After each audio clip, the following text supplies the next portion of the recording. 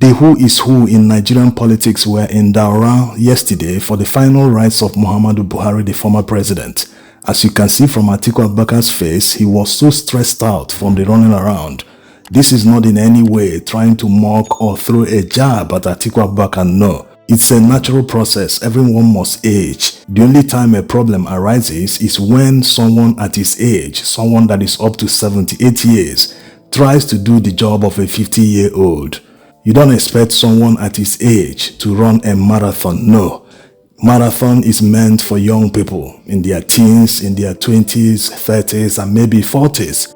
So if you truly care about Nigeria, if you're not an accidental lover of Nigeria, you're not an accidental patriot, you must care about the people you want to vote to take charge of Nigeria, yes. If you truly care about Nigeria, you must investigate. You must try to find out what they are going to do. Are they fit enough for the office? Are they capable of running around, being to 3 places in Nigeria in the same day? Are they capable of doing that?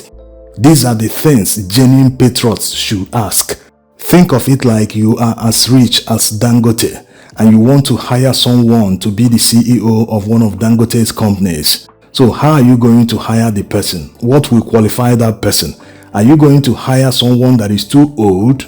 Or are you going to hire someone that is young, that can wake up at 5 a.m. and work till 6 p.m. every day, that will be ready to do anything to give his 100% for the company to survive? So these are the issues. If you are truly a genuine patriot, you must make sure that you choose the right person. Remember, Nigerians already made mistake in 2015. Yes, Nigerians voted a 72-year-old Muhammadu Buhari at the time, and he spent nearly 2 years out of his 8-year tenure in hospital. Yes, if you calculate all the days he was absent, he was taking care of his health in foreign hospitals, it might be up to 2 years or more. So you can imagine those lost 2 years, he should have spent it to solve all the problems Nigerians were facing at the time, but he wasn't even there. He was fighting for his own life. So Nigerians made that mistake in 2015, and in 2023, many still voted for someone above 70 years old. And the past 2 years he's been in power, he has visited foreign hospitals several times, uncountable times. In fact, these days, he no longer announces it. The other time he visited St. Lucia, saying he was going on holiday. From there he will go to Brazil for the BRICS summit, and the BRICS summit ended, he disappeared for 5 days before reappearing in Nigeria. So where did he go? Maybe he took a trip to another hospital. So all the time they waste visiting hospitals, taking care of their health, is the time they should have used to solve all the numerous problems Nigerians are facing. So who is losing? Who is not getting his money's worth? Obviously, Nigerians are at the receiving end, while the old men they continue to elect to offices see the presidency as a health insurance. Yes, all the thousands or millions of dollars they spend in estacodes taking care of themselves in foreign hospitals, Nigerians pay for them. These are not even budgeted. They just dip their hands and take money without accounting for it. The president must survive. He must be alive to govern. So if the hospital bills them $2 million, Nigerians will pay for it. So you can see the time they are supposed to spend in solving our problems, they spend it in foreign hospitals, not even in Nigeria, because they are supposed to build hospitals that can compete with foreign ones so that all that foreign exchange will remain in Nigeria. But no. They don't even trust the country they preside over, not to talk of their numerous aides. They don't trust the ministers, they don't trust the security agencies, they don't trust their bodyguards. So if they don't trust people around them, how are they going to trust doctors and other medical practitioners who are supposed to take care of them in Nigeria? So these are the issues. If you genuinely love this country, if you genuinely feel that this country must work for everyone, that anyone, so far as the person is a Nigerian, from any ethnicity, from anywhere at all, that the person, once he's qualified for a job, should get that job based on merit, that he should not wait for any connection before getting a job that he's not qualified for. So if you believe that this should happen in Nigeria going forward, you should make sure you choose the right people in elections. Let's even assume that majority of the people supporting Atiku Abubakar today in the north, that they are doing it because they want power to return to the north. Why can't they support a young person? Yes, No matter how intelligent and smart someone is, age must hinder that person's capacity to deliver the job. Yes. Look at what happened yesterday in Plateau State. 27 farmers were massacred for no reason. No one visited them to console them. Not that they used to visit them in the first place, but majority of them were in Daura for Buhari's event. So how do you believe that someone who will be 81 years old in 2027, that the person will have time to traverse the numerous corners in Nigeria, all the violent spots, to reassure Nigerians that he is in charge, that they will not face massacre, intimidation, any sort of violence? It's not an easy job for an elderly person. This is a job for a young person. Even someone above 60 is already passing the age for the job, because the job needs energy, not someone who you elect and he will just appoint ministers and aides and be traveling around the world, visiting foreign hospitals, taking care of his health.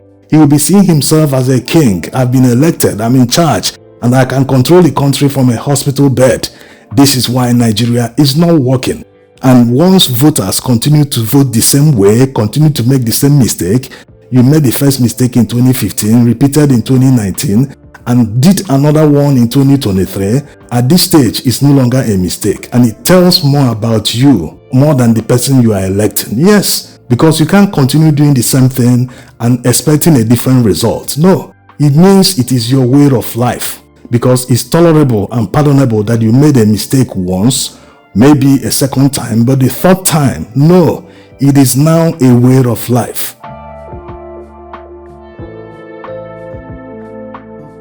Now, Atiku Abubakar has resigned from PDP. This will be the third time he's resigning from the PDP. By the way, he's among the founding fathers of PDP in 1998. But he resigned in 2007 in order to contest the presidential election against Yaradua.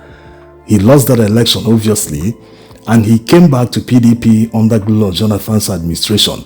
In 2015, he insisted he must contest. He told Goodluck Jonathan point blank that he shouldn't contest, that power should go back to the north.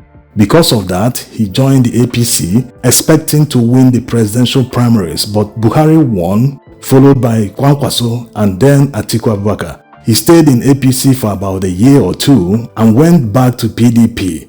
He contested the 2019 presidential election. Of course, he lost. And he has been in PDP all that time. But now he has tendered his resignation once more for the third time because he's moving to ADC, where he hopes to contest the presidential election in 2027. The reason Atiku Abubakar resigned from PDP is very clear. This is the first time in his political career that he is not able to commandeer the entire party structure and members to support him. Yes, he has lost control of PDP. Nearly all the governors in PDP, including the one from his state, Adamawa, they are against the candidacy of Atiku Abubakar. In fact, many are openly declaring support for Tinubu instead of Atiku Abubakar, who is a member of their party. So it is that bad for Atiku Abubakar. It is no longer about money or dollars, buying delegates. No. They have decided not to work for him in 2027. That's the reason for the coalition in the first place, yes. But remember that PDP still has 10 governors. They haven't decamped, they are still in PDP, but they are not members of the coalition. They refuse to join. They continue to insist that PDP has the capacity to play the role of opposition, that if they anoint a candidate, that candidate stands a chance to face Tinubu and APC in 2027. So despite the fact that many party structures in many states in the north are decamping en masse to ADC, many states where the PDP governors control, they've not done that. They are still watching events, biding their time. But what is still obvious is that they are not going to support Atiku Abubakar. Because if they were going to support him, they wouldn't have allowed him to leave PDP in the first place to go and form a coalition in ADC. If the situation remains the same by 2027 and if Atiku Abubakar wins the presidential ticket of the ADC, that means he will be contesting the presidential election in 2027 on a platform that doesn't have any governor, unless they will decamp in future. But right now, it is looking bleak for Atiku Abubakar. This is because if they truly want to unite the entire opposition against APC in 2027, why is PDP and their 10 governors not part of the coalition? Yes, we know that PDP is losing relevance as the day goes by. Even some of their governors are jumping ship and decamping to APC. but they can still contribute even if it's 1 million votes to the coalition in 2027. That is obviously better than nothing. And also, why is someone like Kwankwaso not part of the coalition? So if you look critically at the whole thing, you will see that the reason they are not part of the coalition is because of one man. They are afraid that that man might hijack the presidential ticket of the coalition party. They don't want that to happen again like it happened in 2023. So for all the people supporting Atiku Abubakar for one reason or the other, know one thing: if you vote in an elderly man in 2027 and he wins the election, he will spend most of his time in foreign hospitals taking care of his health.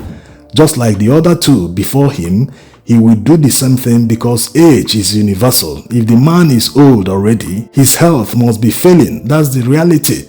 So don't come back and start crying after 2027 like many are crying today, saying this wasn't what they thought would happen. If you vote in an elderly man, the man will take care of himself instead of solving all the numerous problems facing Nigeria. Thanks for watching.